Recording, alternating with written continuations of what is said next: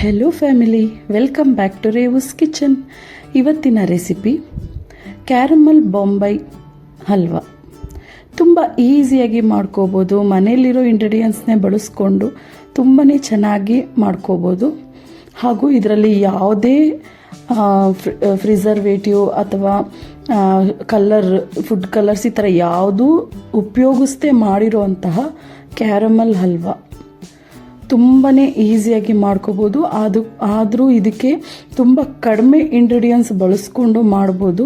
ಈ ದೀಪಾವಳಿ ರೆಸಿಪಿಯಲ್ಲಿ ಇದನ್ನು ನೀವು ಒಂದ್ಸಲ ಟ್ರೈ ಮಾಡಿ. ತುಂಬಾ ಚೆನ್ನಾಗಿರೋ ರೆಸಿಪಿನ ನಾನಿವತ್ತು ತೋರಿಸ್ತಾ ಇದ್ದೀನಿ. ಇದಕ್ಕೆ ಬೇಕಾಗಿರೋ ಸಾಮಗ್ರಿಗಳು ನೋಡಿ. ಅರ್ಧ ಕಪ್ಪಷ್ಟು ನಾನಿಲ್ಲಿ ಕಾರ್ನ್ಫ್ಲೋರ್ ತಗೊಂಡಿದ್ದೀನಿ. 1 ಕಪ್ ಆಗುವಷ್ಟು ಸಕ್ಕರೆ ತಗೊಂಡಿದ್ದೀನಿ. ಸ್ವಲ್ಪ ಏಲಕ್ಕಿ ಪುಡಿ, ಕ್ಯಾರಮಲ್ ಮಾಡ್ಕೊಂಡು ಗೋಡಂಬಿ ಮತ್ತೆ ಬಾದಾಮ್ ತಗೊಂಡಿದ್ದೀನಿ. ನಾನಿಲ್ಲಿ ಸ್ವಲ್ಪ ತುಪ್ಪದಲ್ಲಿ ಫ್ರೈ ಮಾಡಿ ಇಟ್ಕೊಂಡಿದ್ದೀನಿ. ಹಾಗೂ 3-4 ಸ್ಪೂನ್ ಕ್ಯಾರಮಲ್ ಆಗೋಕೆ ಬಿಡಬೇಕಾಗುತ್ತೆ.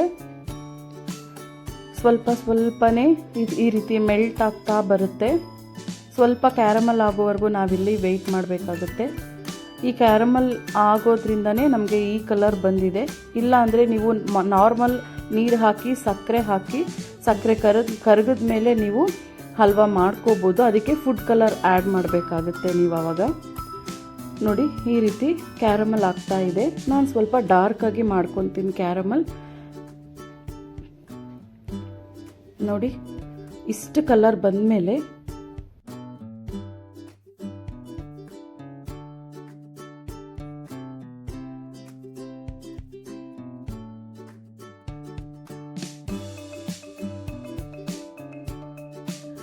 ಸ್ಟವ್ನ ಪೂರ್ತಿ ಲೋ ಫ್ಲೇಮ್ ಮಾಡಿಕೊಂಡು ನೀರು ಹಾಕ್ಕೋಬೇಕಾಗುತ್ತೆ. ಇಲ್ಲಾಂದರೆ ಇದು ತುಂಬಾ ಸಿಡಿಯುತ್ತೆ.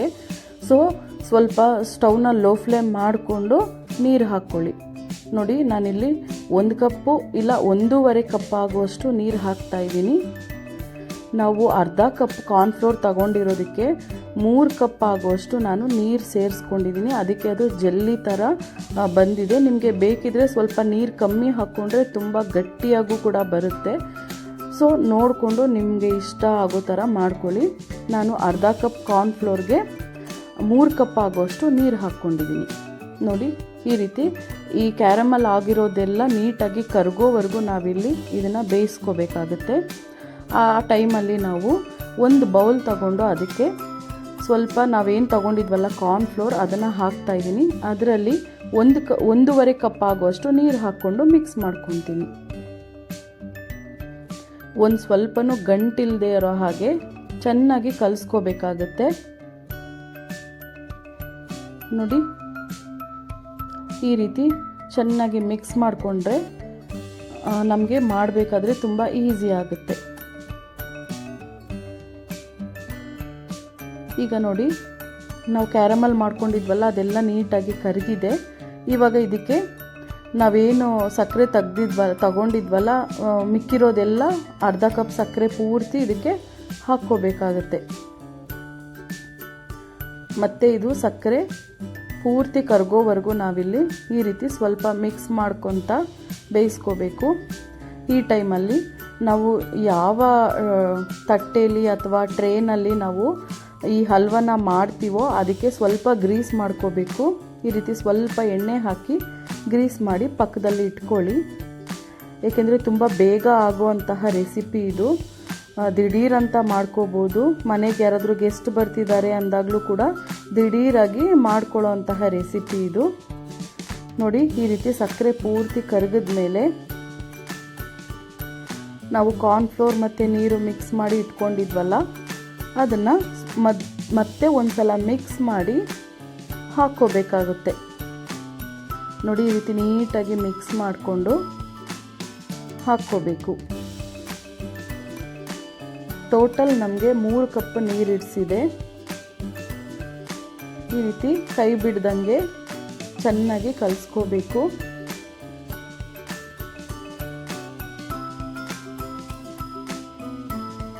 ಈ ರೀತಿ ನಾವು ಮಾಡ್ತಾ ಇದ್ರೇ ಅದು ಪೂರ್ತಿ ಕಲರ್ ಚೇಂಜ್ ಆಗುತ್ತೆ. ತುಂಬ ಗ್ಲಾಸಿ ಸ್ಟ್ರಕ್ಚರ್ ಬರುತ್ತೆ ನಮಗೆ.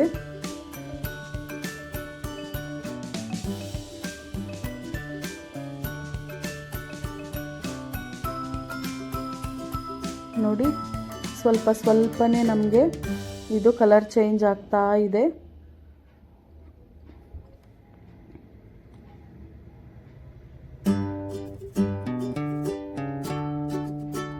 ಆದಷ್ಟು ಈ ಸ್ವೀಟ್ಗಳನ್ನೆಲ್ಲ ಲೋ ಟು ಮೀಡಿಯಂ ಫ್ಲೇಮಲ್ಲೇ ಮಾಡ್ಕೋಬೇಕಾಗುತ್ತೆ.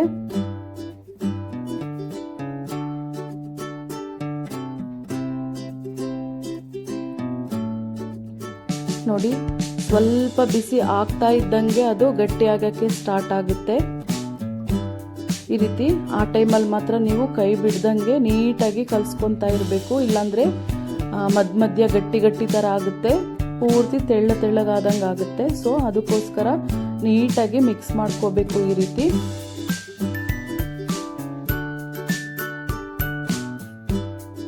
ನೋಡಿ ಎಷ್ಟು ಗ್ಲಾಸಿ ಆಯಿತು ಅಲ್ವಾ, ಎಷ್ಟು ಗಟ್ಟಿ ಆಯಿತು. ಈ ಟೈಮಲ್ಲಿ ಸ್ವಲ್ಪ ಸ್ವಲ್ಪ ತುಪ್ಪ ಹಾಕ್ಕೊಂಡು ನೀವು ಚೆನ್ನಾಗಿ ಬೇಯಿಸ್ಕೋಬೇಕು. ಕಾರ್ನ್ಫ್ಲೋರ್ ಅನ್ನೋದು ಸ್ವಲ್ಪ ಬೇಯಬೇಕು ಅದು. ಸೊ ಚೆನ್ನಾಗಿ ಮಿಕ್ಸ್ ಮಾಡ್ಕೊತಾ ಇರಿ. ನೋಡಿದ ತಕ್ಷಣ ಎಷ್ಟು ಟೆಂಪ್ಟಿಂಗ್ ಆಗ್ತಿದೆ ಅಲ್ವಾ. ಇದೇ ಈ ರೆಸಿಪಿ ಒಂದು ಸೀಕ್ರೆಟ್. ಈ ರೀತಿ ಫುಡ್ ಕಲರ್ಸ್ ಯೂಸ್ ಮಾಡದೆ ನಾವು ಮಾಡ್ಕೋಬೋದು. ನಿಮಗೆ ಬೇಕಾದರೆ ಕ್ಯಾರಮಲ್ ಇಷ್ಟ ಇಲ್ಲ ಅನ್ನೋರು ಬೇಕಿದ್ರೆ ನಾರ್ಮಲ್ ಆಗೂ ಮಾಡ್ಕೋಬೋದು, ಸಕ್ಕರೆ ಕರಗಿಸ್ಕೊಂಡು ನಾರ್ಮಲ್ ಆಗಿ ಮಾಡ್ಕೋಬೋದು. ಬಟ್ ಇದು ಕ್ಯಾರಮಲ್ ಟೇಸ್ಟು ತುಂಬ ಚೆನ್ನಾಗಿರುತ್ತೆ. ಈ ಥರನೂ ಒಂದ್ಸಲ ಟ್ರೈ ಮಾಡಿ ನೀವು. ನೋಡಿ ಈ ರೀತಿ ಮಧ್ಯ ಎರಡೆರಡು ಸ್ಪೂನ್ ತುಪ್ಪ ಹಾಕ್ಕೊಂಡು ನೀಟಾಗಿ ಈ ರೀತಿ ಮಿಕ್ಸ್ ಮಾಡ್ಕೊತಾ ಇರಬೇಕು.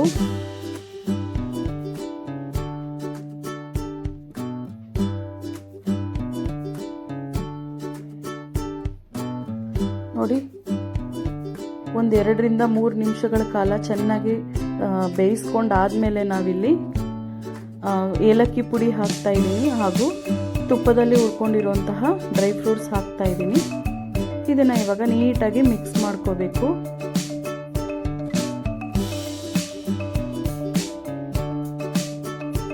ನೀವು ಬೇಕಾದ್ರೆ ಇದಕ್ಕೆ ದ್ರಾಕ್ಷಿ, ಪಿಸ್ತಾ ಈ ರೀತಿ ಯಾವ ಡ್ರೈ ಫ್ರೂಟ್ಸ್ ಬೇಕಾದರೂ ಹಾಕೋಬಹುದು.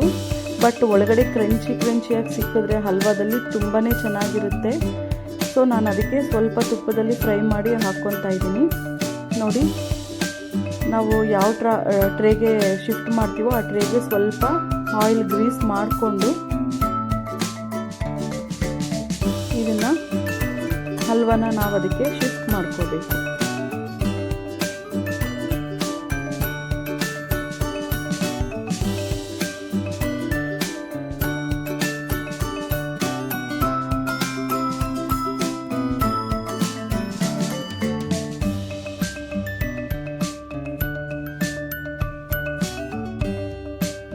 ಈ ರೀತಿ ನೀಟಾಗಿ ಅದು ಬಿಸಿ ಇದ್ದಾಗಲೇ ನೀಟಾಗಿ ಸೆಟ್ ಮಾಡ್ಕೊಳ್ಳಿ.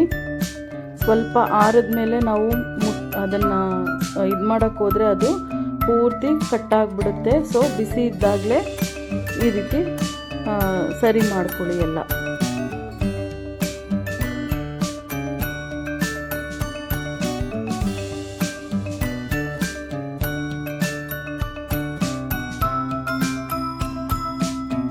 ಈಗ ಇದನ್ನು ಒಂದು ಅರ್ಧ ಗಂಟೆ ಹಾರಕ್ಕೆ ಬಿಟ್ಬಿಡಬೇಕು. ಅರ್ಧ ಗಂಟೆ ಆರಿದ ಮೇಲೆ ನಾನು ಇದನ್ನು ಡಿಮೋಲ್ಡ್ ಮಾಡ್ತಾ ಇದ್ದೀನಿ. ನೋಡಿ ಅದು ಕೂಡ ಸ್ವಲ್ಪನೂ ಅಂಟ್ಕೊಳ್ದೆ ನೀಟಾಗಿ ಬಂದುಬಿಡುತ್ತೆ. ಈ ರೀತಿ ಸೈಡ್ಸ್ ಎಲ್ಲ ಕಟ್ ಮಾಡಿ ಡಿಮೋಲ್ಡ್ ಮಾಡ್ಕೊಳ್ಳೋಣ.